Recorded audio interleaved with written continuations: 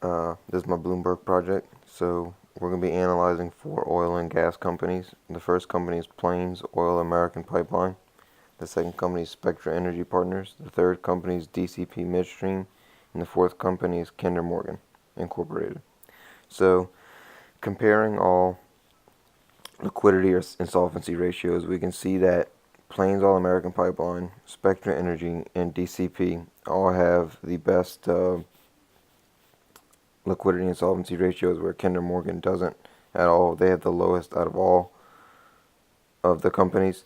Um, as you can see, though, all the liquidity and solvency ratios are fairly low, but for the energy sector as a whole, that is average, so I wasn't too concerned with the low ratios.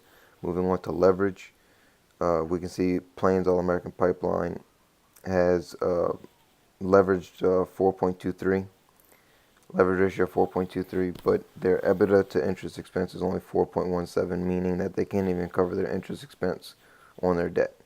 So that was just uh, company one's just over leveraged. Company two, as we can see, leverage was 1.65, but a EBITDA to interest expense of 5.45. We can see that they clearly have more than enough money to pay for their interest and to afford their debt. Company 3, DCP Midstream, has financial leverage of 2.67 and EBITDA to interest expense of 9.19. So they are even more capable of affording their debt. And then Kinder Morgan, as we can see, with financial leverage of 4.66 and EBITDA to interest of only 3.3. They again, like Plains All American Pipeline, can't even afford their interest on their debt. Moving on to asset management, we can see that Plains All American Pipeline has the best asset turnover, so they're the best company that's able to generate revenue with their assets, where Spectra Energy's 0.11, DCP is 1.07, and then Kinder is 0.21. So far, with the company that has the best ability to turn assets into revenue, would be Plains All American Pipeline. Moving on to profitability measures, we have profit margin, which, as you can see, Spectra Energy has a massive profit margin compared to Plains All American Pipeline with 1.74, DCP with a profit margin of 4.49, and Kinder Morgan with a profit margin of 1.1. So when it comes to paying expenses, taxes, interest, and so forth, Spectra keeps 65% of their revenue, where the other three companies are keeping less than 5%. So uh, Spectra Energy is clearly better in converting revenue into net income.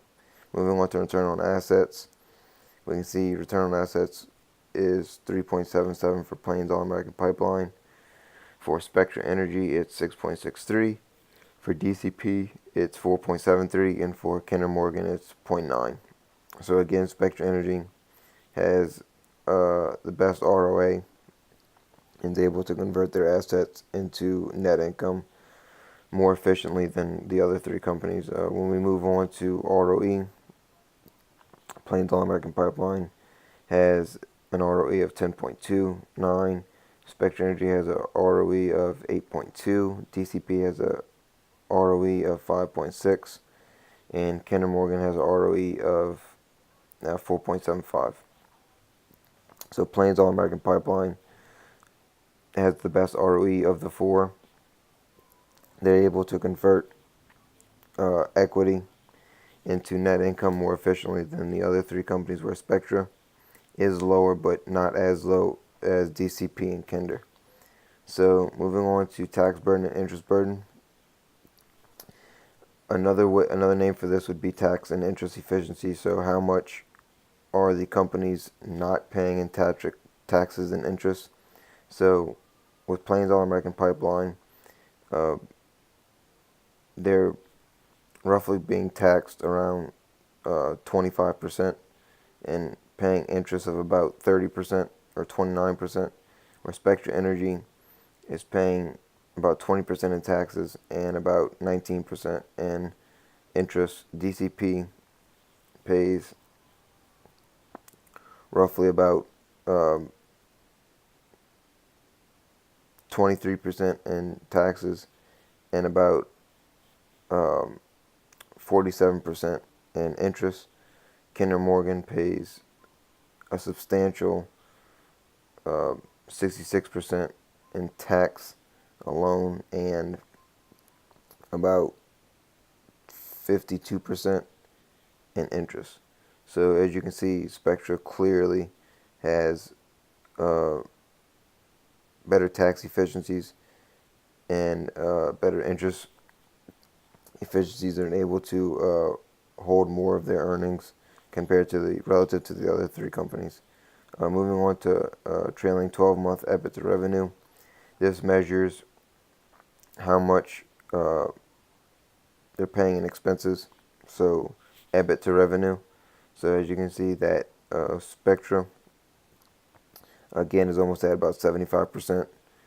So about 25% they're paying in just strictly expenses, where Plains All American Pipeline is paying a substantial amount, so almost 97%, and then DCP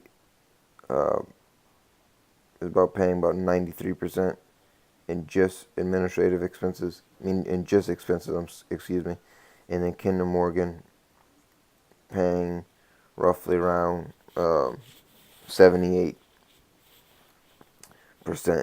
in expenses.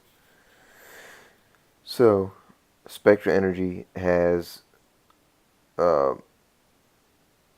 has the least amount of expenses to deal with relative to the other three companies. And then moving on to our valuation ratios, Spectra Energy has a price to earnings ratio of $14, where Plains All American's 22, DCP is 33, and Kinder Morgan is 33.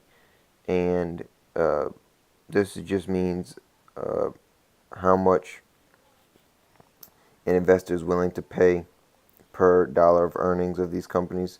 So, of course, Spectra Energy has the lowest PE ratio, which is just a sign that they're paying the least amount for the same amount of earnings. And then moving on to price to book, this again is to view if a company's overpriced, overvalued, or undervalued. With a price to book ratio of exactly 1, they are valued exactly to their books.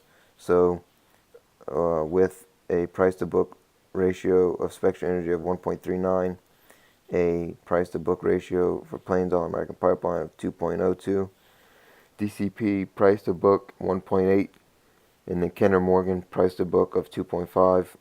And we can see that of the four companies, all of them are overvalued relative to their books, but Spectra Energy is the least overvalued. So, speaking of a low, undervalued stock, Spectra Energy would be the best choice. So, when comparing all of these ratios together, I come to a conclusion that Spectra Energy Partners clearly has an advantage over these other three companies, in that they're able to afford their debt. They are leveraged and they're able to afford their debt. They have much higher margins. They're much better with tax and interest efficiency. They have the least amount in in expenses, and they are the least overvalued in the terms of PE ratios and price to book. So if I would have to pick one company out of these four, I would pick Spectra Energy Partners. Thank you.